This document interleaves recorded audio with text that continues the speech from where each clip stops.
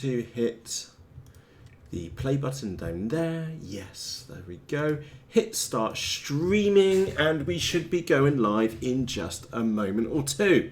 I'm waiting for the update and it tells me that we are live. So with that said, let's get across to the main desktop. Howdy, my name's Matt and in this live session we are going to be discussing well, it was actually an interesting idea from Mark, and you can see the question up on your screen.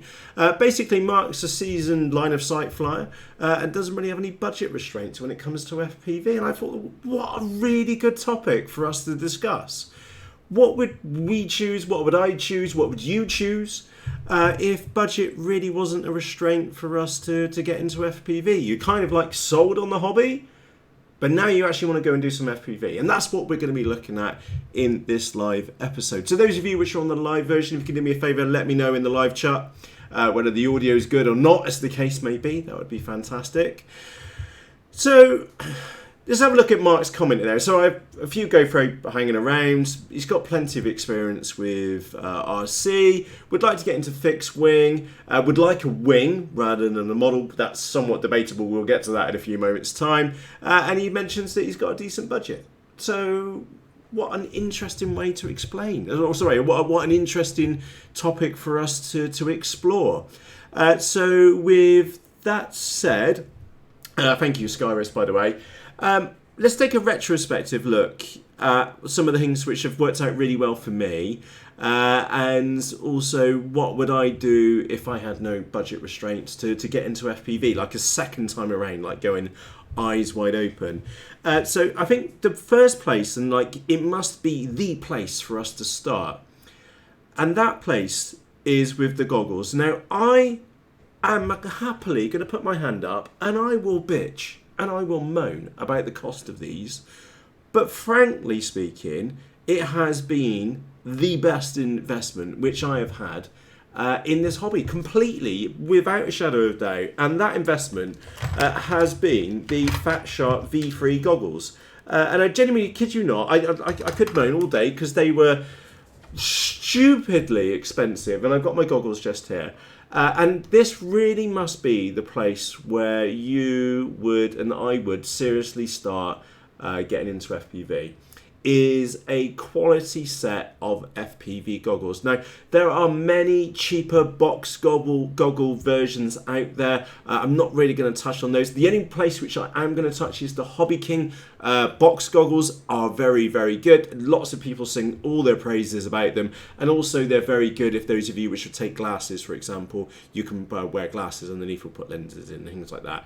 Anyway, get myself into the topic. We have no budget restraint here, so I am going to complain about the price of these. I'm sure you're going to go, how much? When you see the price of them. But in all reality, is that I've been flying FPV for the last 3 years or so, and one of my most favourite investments, and the best investment which I think I've had so far, is my Fat Shark V3s. Now, you can still get V3s, and I'd probably suggest maybe looking on eBay for a cheaper second-hand set.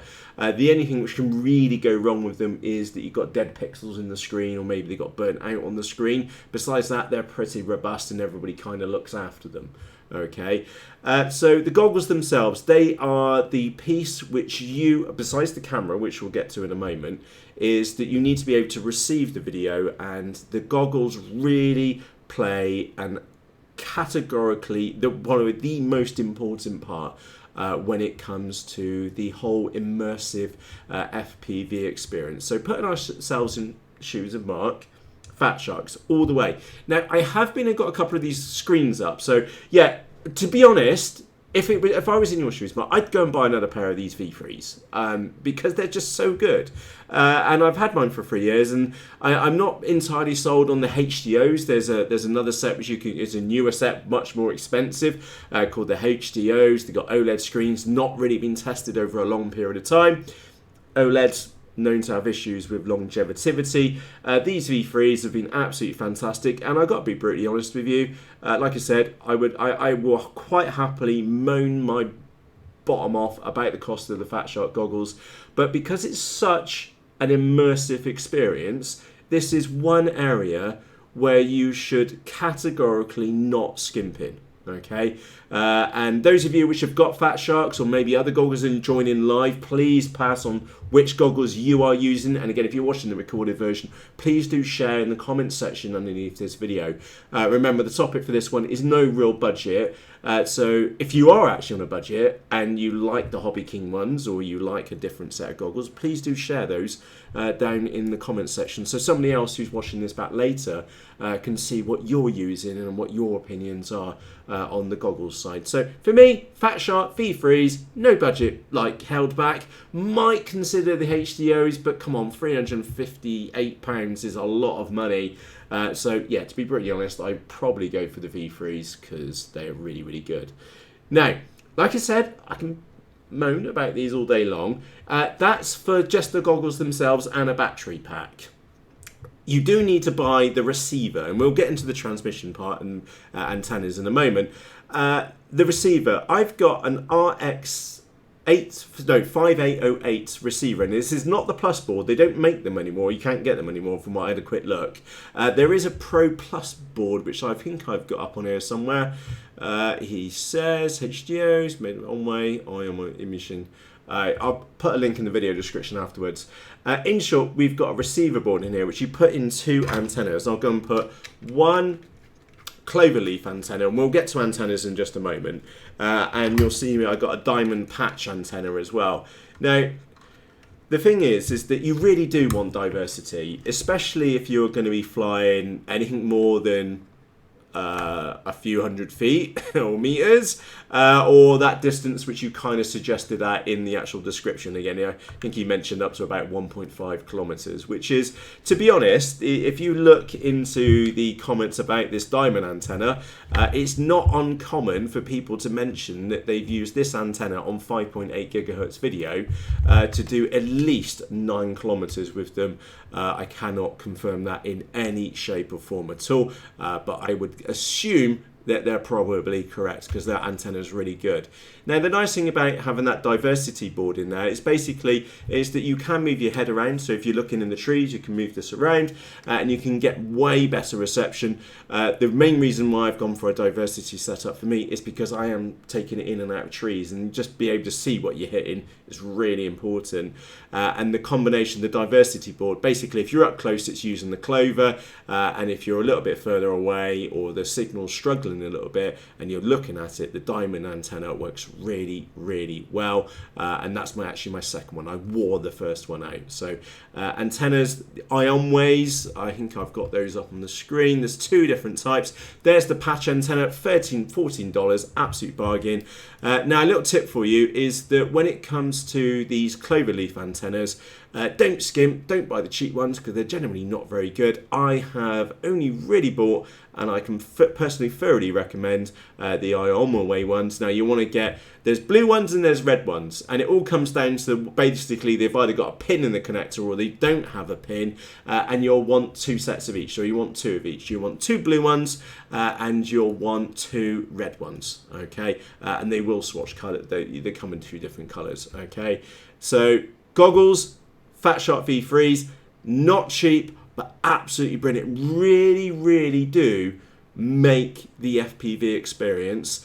The diversity board, now you will need to buy one. You can buy the next base one. To be honest, a complete waste of money. I'll put a link to the RX5808, and there's a plus one. I think it's about $43, something like that. Now, I know there's other boards out there which you can use for diversity, but that one, I've never upgraded the software on it, and it works absolutely brilliantly for me. And I've had it for over a year now. So yeah, I'd buy another one instantly. And we mentioned antennas. Aomway, it's just like the goggles. Don't skimp on the antennas. Get a decent set of goggles. Get decent antennas because it really is about that experience. So we've just focused a bit, which we've got on our heads. Oh, one slight little topic, one little note off topic. For the Fat Shark goggles, you can get 18650 battery packs. Basically, they run on 2S. For me, they're great because I run 18650s in there. This little battery connector box thing was stupidly expensive for what it is, and again, the batteries inside were also expensive, but I can get a good 2-3 hours worth of FPV in out of 1 battery pack, probably even more. Those batteries do last forever. Now, There's me, been chatting away. Those of you which are on the live chat version, you'll see that there's a live chat going on the right-hand side. So let me just pause for a moment and we'll take a quick look on there. Nicola says, Aomway Commander V1s for the win. Now, I was going to mention it as an alternative to the Fat Sharks is Aomway. They do create, they're a similar kind of price as the Fat Shark Dominators, $300-ish, okay? I've never actually worn a pair and used them in any shape of anger. I cannot personally recommend them. The only reviews I've seen of them is where they've been freebies to the reviewer, so there's always some kind of bias there, in my humble opinion. But word on the street is that they're pretty good, so take that as you may. Personally, I wouldn't even bother with them. I would just go, remember, no limits on budget. I'd go and get myself another set of V3s, whether they're brand new or second hand, okay? Or like I said, no budget, go for the HDOs, okay? So good point there, Nicola. Actually moving on there.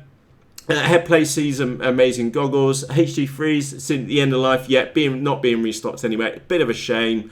But do look out on eBay. You still can get them. I did have a look before we went live. 275 quid. I'd potentially get some of those. Sky Zones also came out as well. And Skyris, yeah, freebies are always awesome. You kind of get my opinion on that. Anyway, moving on. So that's goggles. We've mentioned the receiver board diversity. That's really nice because it can switch between the signals. And we've mentioned the antennas as well. Don't skimp on any of those things because the bit which you wear on your face is so immersive. It's just the one area which you just shouldn't skip to, in my humble opinion. Anyway, moving on. Let's get into cameras. Now, I'm only going to recommend 2 different cameras for you, okay?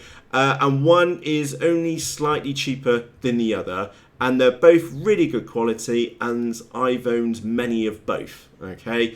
I think that kind of sums it up really well. I don't accept freebies here for review. All the cameras, everything which you see here, I've always bought out of my own pocket, and I can point blank tell you these are really good. I've bought many and I've smashed up many as well. So the first one is the Runcam Swift. Even the original Swift was fantastic. I would suggest, again, a little tip here when it comes to FPV cameras, do go for the PAL cameras, not the NTSC. It's a squashed picture. Do go for the PAL because it's a bigger picture. It does make a real big difference in the goggles as well.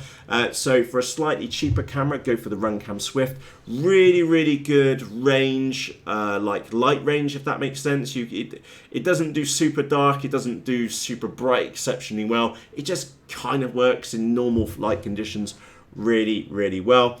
Now, the exception to that is the Runcam.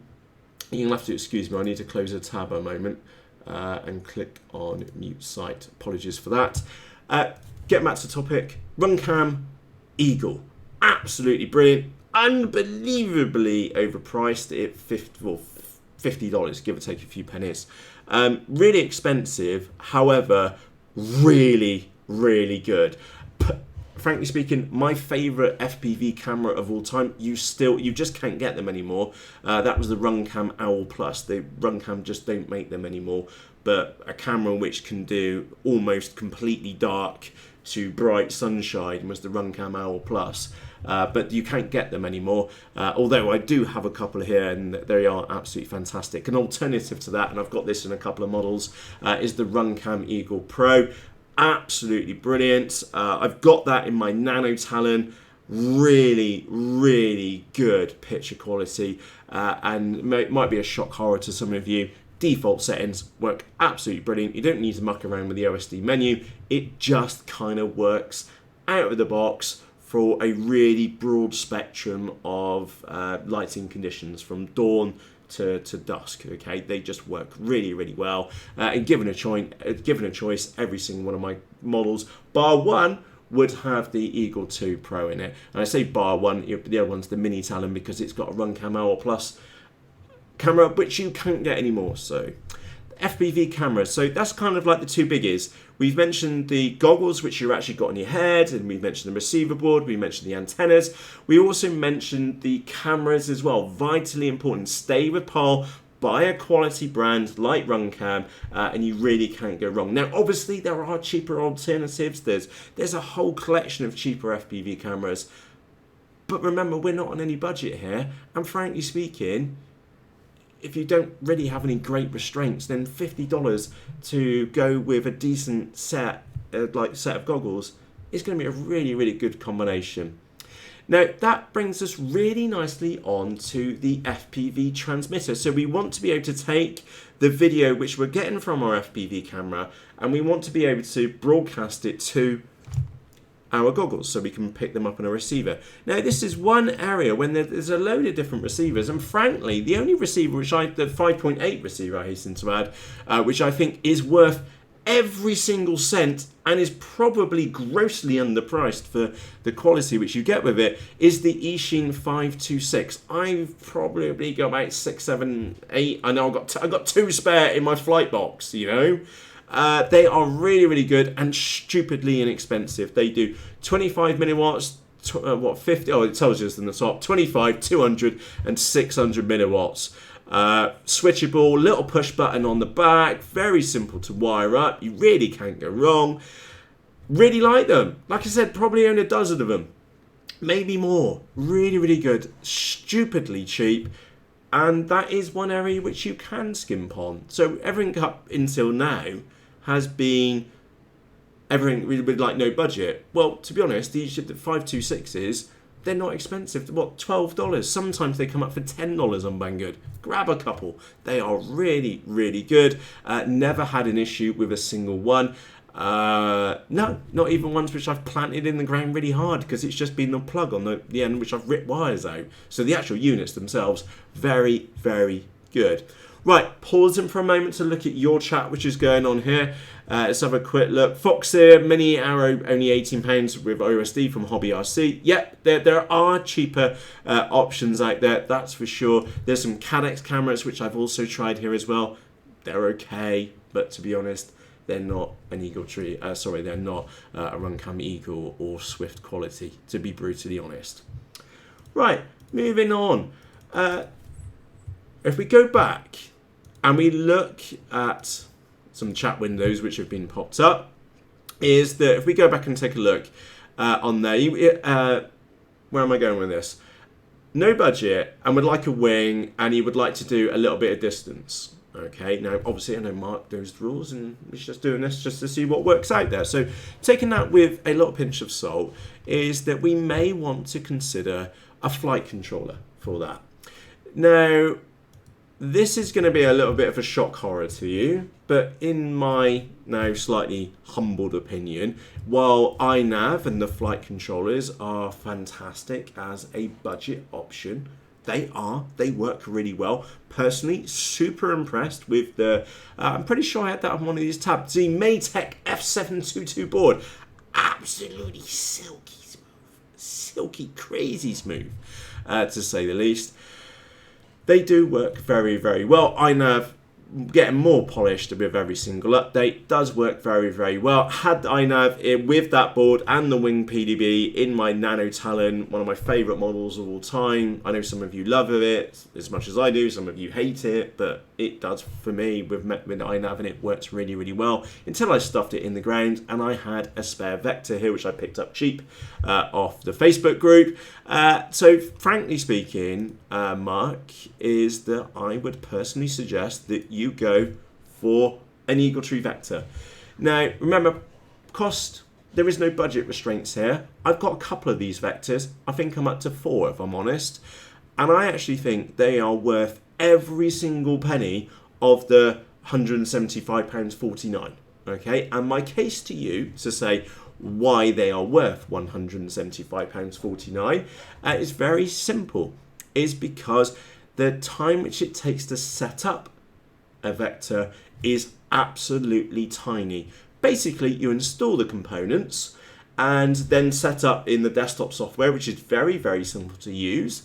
When you get to the flight line, you make sure your surfaces move the right way, which you should have done at home, etc., etc. You get a fantastic on-screen display, which works really well. I think there's a screenshot just there. There we go. Got a really nice on-screen display. This is actually quite complicated because it's got the You don't need that one in the middle, but you'll have to take my word for it. Very, very simple to configure. Really, really straightforward.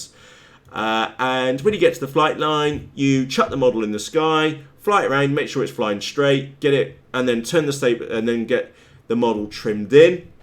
And then just make sure it's flying straight. Of course, if the model's trimmed in, etc., etc., you just flying it around, pop the goggles down, then trim it in properly, okay? Because what looks like it's trimmed in from the ground, and then you put the goggles on and you realise you're skewing off to the left or the right, it's going down and stuff like that. You get your model trimmed in properly. You then land the model, and then you use their very simple, and you'll see me, I'm moving the buttons on my transmitter. You literally just land the model, do a double click on your mode switch, go in, incorporate those trim settings into the vector, and that's it.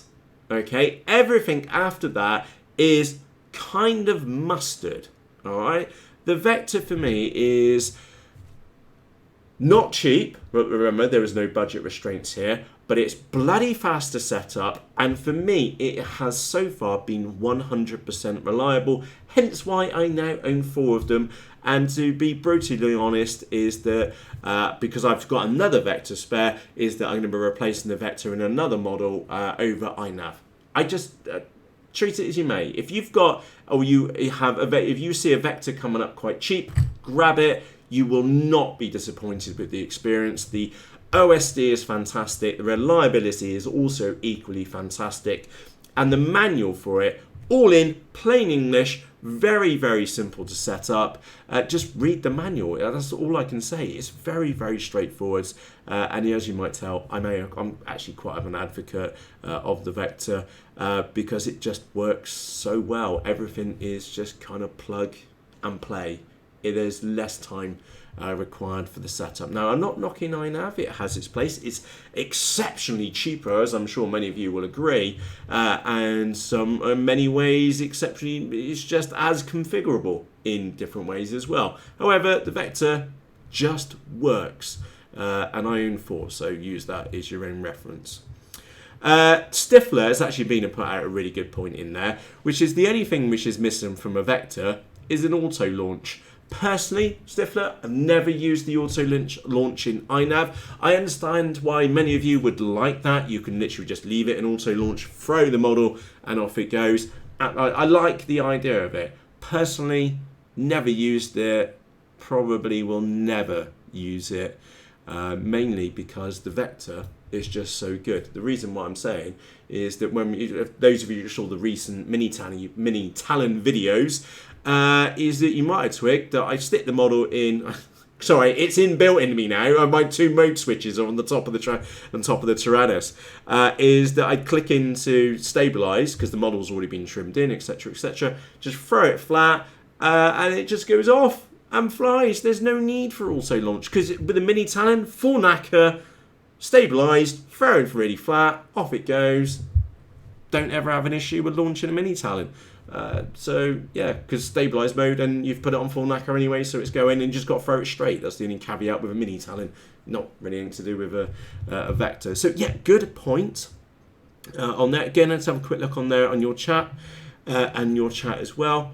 Right, I think I'm up to date on the chat.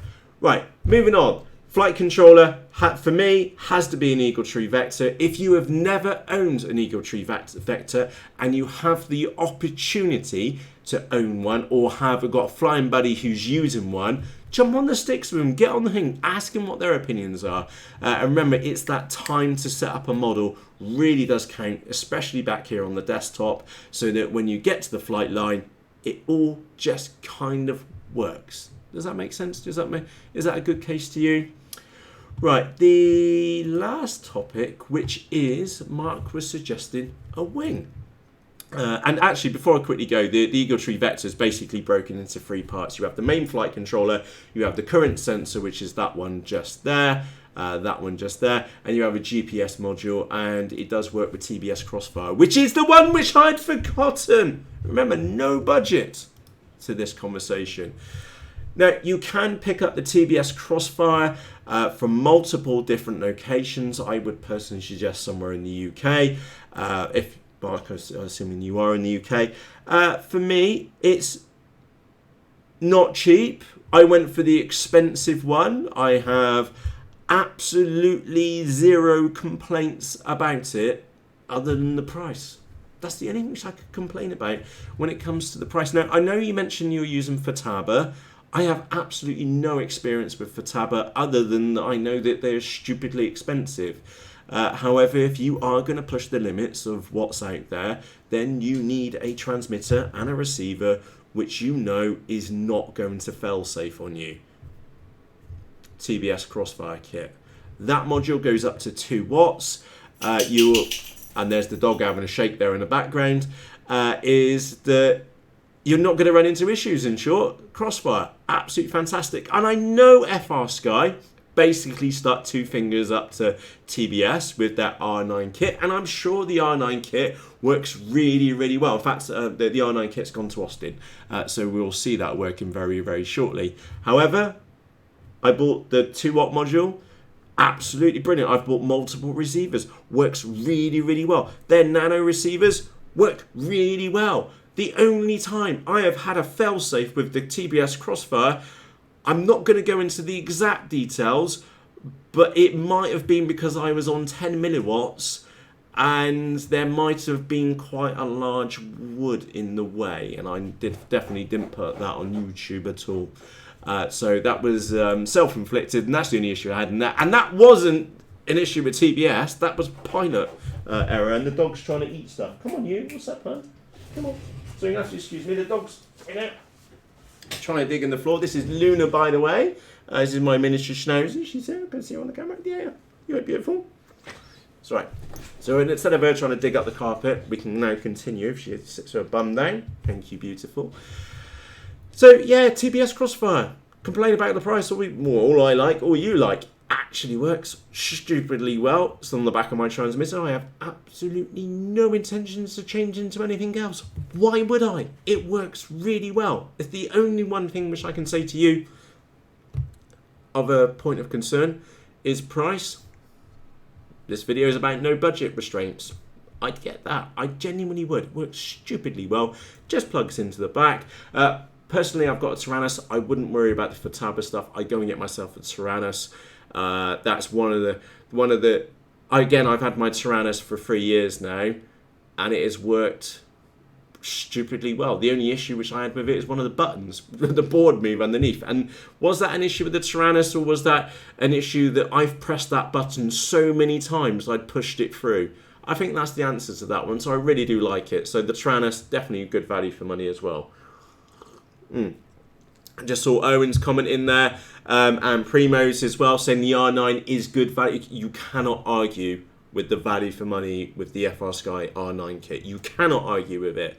Personally speaking, I've already put my money into the TBS kit, and does it work really well? Bloody hell, it does. And I can tell you, we've done some sketchy things with it, and it has worked out really, really well. And like I said, the only time I had an issue, it turned out to be pilot issue. I came back, looked at the back of the transmitter, and it said 10 milliwatts. And I was like, that's why that happened, you tool. So yeah, the only issues I've had is user issues with the TBS kit. Can't recommend it enough. The only barrier to entry there is cost. Brilliant. Right. Howdy, Robert from Canada as well. You've got the Formula 1 coming up there soon with you as well. Happy days. Right. Let's get back to Mark's original comment, okay, which was, I've no real sense of budget on there, and would like a wing to go some decent distance in. Now, this is where I'm going to go off the script a little bit from what Mark's requirements were. And remember, there is no budget limit here, but actually, I'm going to give you a budget option. And this is from Hobby RC, and it's the Sonic model AR900. Okay, now this is a curious one because I previously bought this model for review, kept it for a while, and then either gave it or sold it to Andy, and Andy now owns it, and we'll get to it. There'll be a later video out there on the Bolton mod, yeah. in short, I was thinking about all the different models which I've had here over a period of time, and maybe the ones which have gone, and maybe the ones which shouldn't have gone, and it was actually ironically this one. So, Mark, that's my suggestion to you. There's no budget out there, but this one only costs 50 quid as a kit, and it's really good. It's molded EPP, it flies stupidly well. You can fit a 50-200 4S pack in it. You can put a collection of different cameras in the nose. And you can also fit in an Eagle Tree Vector in there as well. So yeah, lots and lots of options out there. But my first one to you, if you wanted a wing specifically, then I would actually suggest maybe the AR900. Cheap and cheerful, works really well, and it's so good. I kind of regretted getting rid of my last one, the original one, and I kind of bought it again. So look out for that in a later video. So there's a bit of irony for you. I don't think I could make a better recommendation of a wing than that. Anyway, talking of wings, completely off topic, this is the XUAV Mini Talent. I think you would be absolutely daft not to buy one. And that's my brutal and humblest opinion. Budget out the window. These cost, I don't know how much they cost. I think I've got 3 in my cellar. Currently, they're $76.99. Do check the EU website, the Banggood. So it's eu.banggood.com for their latest pricing, because they can be cheaper within the EU. Absolutely brilliant models, very hard to rival a Mini Talon. Now I know, Mark, you mentioned about flying a wing. There was an AR900, that is a good option, okay? There are other wings, for example, again, in budget, no option, would be a Mini Drac every day of the week, really corking models. You'd get out to 1.5 kilometers in next to no time and be back and be smashing in and around the trees and going back out again in next to no time as well. They absolutely haul ass. Anyway, getting back to a very serious point, best value for money when it comes to FPV. I don't think anybody here can argue with the brute force, quality, price, and flight efficiency of the XUAV Mini Talon. So, Mark, if there was a model which you were looking for, get yourself an XUAV Mini Talon. Now, remember, budget is no issue here. So with that in the back of your mind, the one thing which you should never skimp on when it comes to the Mini Talon is the motor. Get yourself an original Sunny Sky X2216 1250 kV motor with an 8x6 prop, and you will not go wrong. Okay, absolute corking motors and prop combinations. You'll cruise for anywhere between 4 to 6 amps, get really good speed on. It doesn't matter if it's a windy day or a calm day, they just mop it up and they fly so well. You can fly them light, you can fly them heavy. I cannot say it doesn't look the prettiest. That's the worst thing which I can say about a Mini Talon. It doesn't look the prettiest. But you don't see it when you got your goggles down, so it doesn't really matter, you know, and they fly stupidly well. So that's my 2 tips for models when it comes to FPV. If there was no budget restraints, XUAV Mini Talon, hands down, and maybe an AR900. I'm sure there's plenty of other wings which we could mention here, but those are the 2 models which are at the forefront of my mind right now. Anyway, I need to put this dog down because she's going a little bit nuts, so we'll pop her down in bed. Good girl. So there you go. Let me just quickly recap. And in fact, before I go any further, let's have a quick look. Never heard of that, so it's time for us to move on. Right. Time for us to quickly recap. FPV with no budget. Fat Sharks. Absolutely no-brainer. Like I said, can moan all day long about how much they cost. But because this is with the combination of the camera, is that you wear this on your head. You know, this is the most immersive part of the whole package. A decent set of goggles is money well spent. That's the bit which you've got in your head. That's the bit which you're staring at. There are cheap options out there, and none of them really compare to, in my humble opinion, the Fat Sharks. They, as much as I can moan about price, they work so well. Combine that with a quality camera. Personal suggestion, Runcam Eagle 2 Pro. Have one of those in my Nano Talon. The picture quality is absolutely amazing. Unfortunately, my favourite FPV camera of all time, which is the Runcam Hour Plus, you can't get any more. So next best thing is one of these. Absolutely corking video quality. Yeah, 2 big combinations there.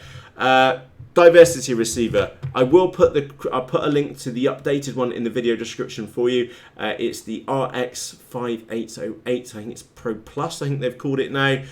Don't muck around trying to upgrade software on it. It's all just a complete waste of time. Let's be brutally honest here. Run exactly the same software since the day it turned up here, and it's been absolutely brilliant. Zero issues. The only thing which I changed in the settings is I set it on R1, which is my normal default channel for flying FPV. We mentioned about the transmitter. No need to spend a fortune here at all. Get yourself a TX526 from Eachine. Absolutely brilliant little things. Like I said, own over a dozen of them. Fantastic value for money. Works stupidly well, and I've not managed to kill one yet. And that's saying something. Moving on, flight controllers. Vector. If you account for the amount of time which it takes you to set it up on the desk, I'm doing a direct comparison here to iNav. For the time which it takes you to set up on the desk and like going for the configurator and things like that, once you get to know a Vector, it's very quick. You're literally just wiring it up, come to the desktop, plug it in via USB lead, just change your settings, configure your OSD, hit save, and then the real-time saver is that you're literally on the flight line, throw the model for the first time, get it trimmed in, land it, save the settings, second flight, you can do whatever you like, and obviously you check return to home, the model comes home. Never had an issue with a Vector. They are really, really good, and I've owned 4. So if you are in the UK, you can only get it from RC Log. I'll put a link to those in the video description for you. And that's it, really. Oh, and sorry, the transmitter and receiver. Can't comment on Futaba stuff. I don't know if this is compatible with the Futaba kit. I would assume so. That said, I use the Tyrannus. Again, I 100% recommend those. I think I paid about 200 quid for my Tyrannus. Absolute fantastic value for money. If I somehow ran over my Tyrannus and I had to go and get another one, I wouldn't even question it. It's the same as these goggles. Had them for 3 years now. Been absolutely brilliant. Tyrannus, right up there. I would buy another one without question tomorrow. TBS kit for the receiver for longer range stuff, or where you require an almost guaranteed connection to your model because you're flying in between trees and stuff like that. Stuff where another receiver might get sketchy, for example. Cannot argue. Personally speaking, with the TBS kit, although I know R9 is kind of a bit of a no-brainer when it comes to price, but for me, I'm already invested into the TBS Crossfire kit, and for me, it works really, really well. So there we go, Mark. This video was aimed at you, Mark. However, I'm sure and I hope that you've been and found some value with that, and I've just got an alarm going off here in the background, which I need to sort out in a minute, which I can't see on one of my tabs. It will pass. I sincerely hope this video has been and helped you. There are really, really good products out there. I've mentioned a couple of them there. There are, like I said, there was no real restraints on budget here. Pick and choose. For those of you which are on a budget, feel free to pick and choose which ones suit you. And remember, everything which I've mentioned here, I have owned, I currently own, and I've bought out of my own money. And I think they're all fantastic. And in multiple cases, like the Eagle Tree Vector, for example, I own 4 of them, and I think they're really, really good. The Tyrannus, I think they're really good. As much as I can moan about the price of the Fat Sharks, I equally think they're also very, very good. Now, of course, you can do all these things on a budget. There are cheaper FPV cameras, there's cheaper antennas, there's cheaper goggles, there's cheaper models, for example. But for me, I think those things are really, really good. So Mark, to you specifically, I hope this has been and helped you. Happy days. And of course, if you're not Mark, I also been and hope this video has been and helped you as well. On that note, it is time for me to wrap up. Can you not enter, please? Thank you. It's fine. Cool. Sorry, the dog's just leaving the office a moment. Sorry about that. Thank you. Kids, hey, who'd have them? Anyway, getting on to my topic. Thank you very much for taking the time to join me here live for this discussion on FPV with no real boundaries on budget. I think I've personally made some very good buying decisions. Value for money has and does come with time. I'm using those as a reference. They weren't cheap when I bought them originally. they're difficult to get hold of right now, and the newer versions are even more expensive. However, divide the cost over 3 years or more, and the fun which I've had, I'm sure the fun you'll have as well. Value for money in there somewhere. Right, on that note, it is time for me to wrap up. A massive thank you to you for taking the time to join me here live for this video. If you have any questions or comments about anything which we've been seeing here, I will put links to Banggood and the other sites which we've seen up on the screen. For absolute clarity, those will be affiliate links, so if you use any of those links, you will be supporting this channel. Remember, something which I like to be 100% clear about when we mention this. And also, don't forget the Ragnar Nuts Off Facebook group. We'll put a link to the Ragnar Nuts Off Facebook group down in the video description. There are literally over 3,000 cool RC pilots like me and you, soon to be, if you're not in there already. Go over there, hit the little join button in the right hand side. Don't forget to answer the 3 questions because they're vitally important. And you'll get the experience from all of us, in short. So there are no such thing as a daft question, especially when it comes to RC. And on that note, it's time for me to go. Have a fantastic day, evening, morning, whatever. From myself, Matt. Cheerios.